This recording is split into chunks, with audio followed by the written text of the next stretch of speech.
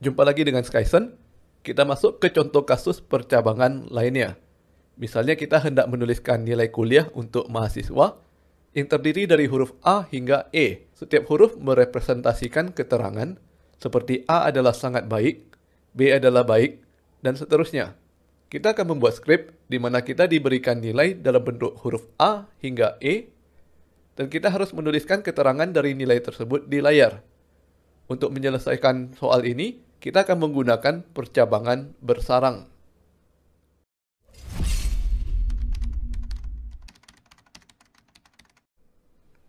Kita langsung praktek coding. Pertama kita buat dahulu variabel grade untuk menampung nilai. Misalnya nilai awalnya adalah A. Nantinya skrip kita akan menuliskan kata sangat baik sebagai output. Kalau nilai grade kita ganti menjadi B dan seterusnya, maka skrip kita harus menuliskan keterangan yang sesuai dengan tabel soal yang kita lihat tadi. Bagi teman-teman yang ingin mencoba untuk mengerjakan soal ini, bisa pause terlebih dahulu video ini dan kerjakan di komputer masing-masing.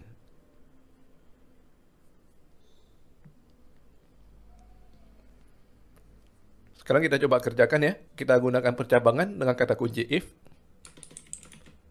Kondisinya adalah nilai grade sama dengan A. Apabila benar, maka kita echo sangat baik.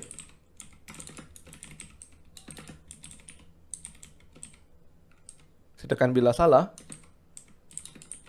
kita echo baik. Kita coba ya. Kalau nilai awal grade adalah A, maka hasil skrip adalah sangat baik, sesuai dengan soal. Kita ganti menjadi B. Hasil skripnya baik, sampai di sini masih sesuai dengan soal ya. Kita ganti lagi nilai awal menjadi C. Dan hasil skrip masih tetap baik. Padahal seharusnya kita menampilkan kata cukup. Apa yang terjadi di sini? Kita lihat lagi kode percabangan kita. Kalau grade-nya A, maka hasilnya sangat baik. Sedangkan kalau nilai selain A, hasilnya adalah baik. Jadi semua nilai B, C, D, dan E dianggap sebagai baik. Bagaimana cara memperbaikinya? Pada kata kunci else, kita harus memeriksa lagi apakah nilai adalah B. Jadi setelah kata else, kita tambahkan lagi if. Nilai grade adalah B. Kita coba lagi.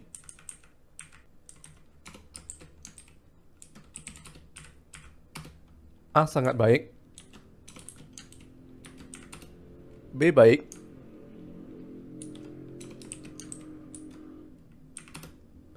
C tidak ada hasil. Mengapa nilai C dan yang lainnya tidak mencetak apapun sama sekali?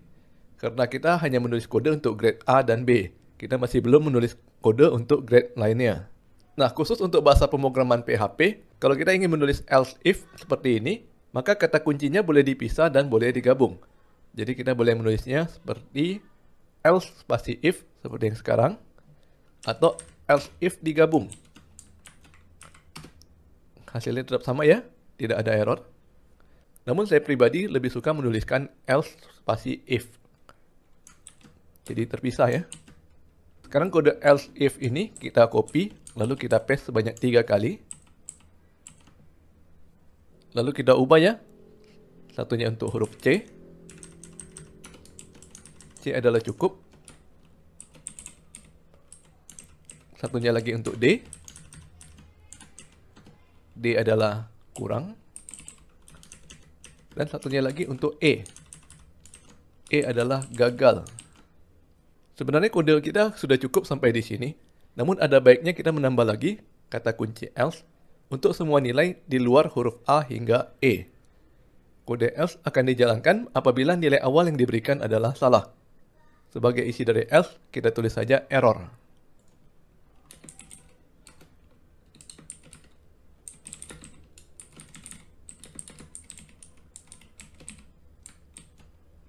Oke, selanjutnya kita tes script kita ya. Berhubung kita sudah mengetahui kode kita melakukan percabangan dari huruf A sampai E, maka kita perlu mencoba tes semua jenis input. Tes seperti ini dinamakan white box testing. Hal seperti ini sangat penting untuk dibiasakan, terutama sejak pertama kali belajar pemrograman. Walaupun isi percabangan hanya satu baris echo, namun bisa saja terjadi salah ketik atau typo sehingga memberikan hasil yang tidak diinginkan. Jadi sekarang kita tes ya, mulai dari A hingga E.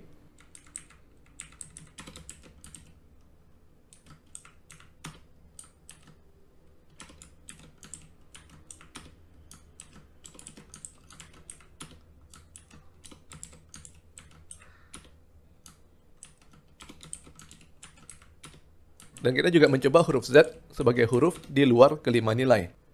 Script sudah memberikan hasil sesuai dengan soal. Namun yang perlu diperhatikan di sini adalah nilai grade bersifat case sensitive.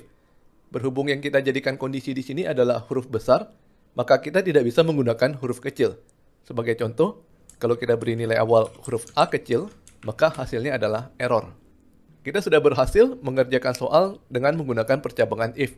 Namun untuk kondisi percabangan seperti ini, ada sintaks yang lebih baik, yaitu menggunakan kata kunci switch dan case. Switch bisa digunakan di sini karena semua kondisi percabangan membandingkan satu buah variabel yang sama, yaitu variabel grade. Dan operator yang digunakan adalah operator perbandingan sama dengan. Switch tidak bisa digunakan apabila variabel yang dibandingkan berbeda, atau apabila kita menggunakan operator perbandingan lain seperti lebih besar, lebih kecil, atau bahkan perbandingan identik. Ini adalah sintaks dari percabangan dengan menggunakan switch.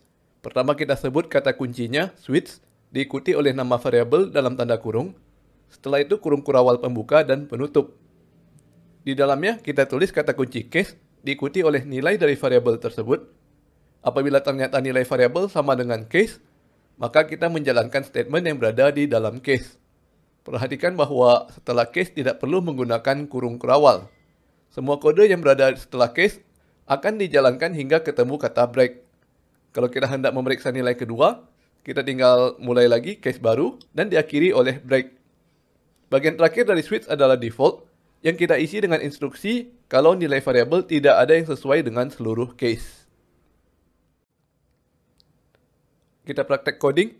Kita akan menulis ulang kode if di atas ini dengan menggunakan sintaks switch. Variabel yang diperiksa adalah variabel grade.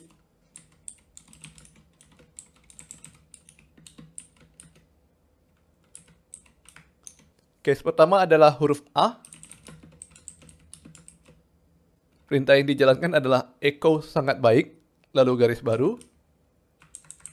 Kita copy paste saja ya, biar gampang. Nah, kode case ini kita copy dan kita paste sebanyak 5 kali.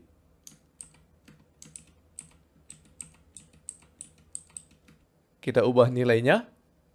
Yang pertama untuk B, baik. C, cukup.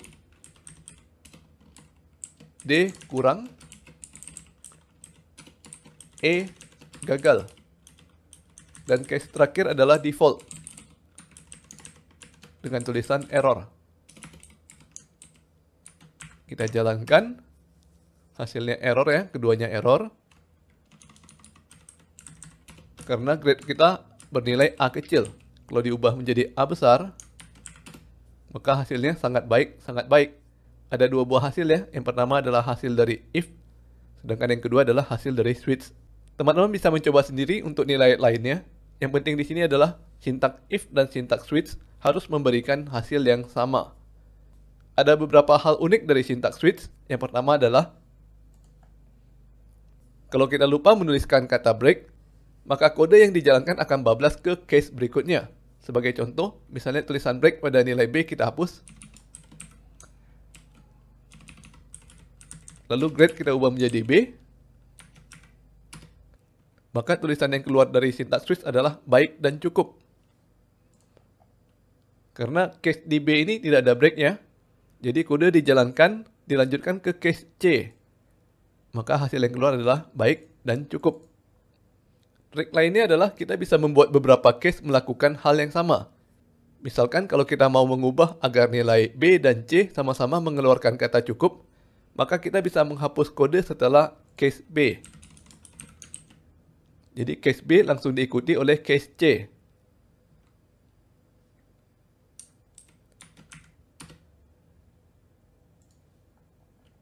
Untuk nilai B hasilnya cukup.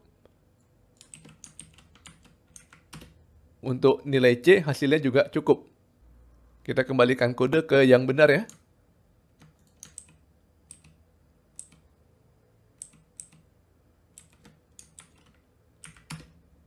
Nah, pada saat belajar if, kita ada mempelajari sintaks alternatif.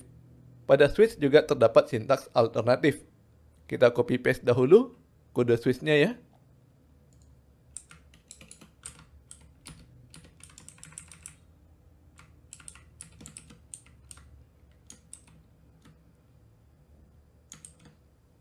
Pada switch yang di bawah, kita akan menggunakan sintaks alternatif.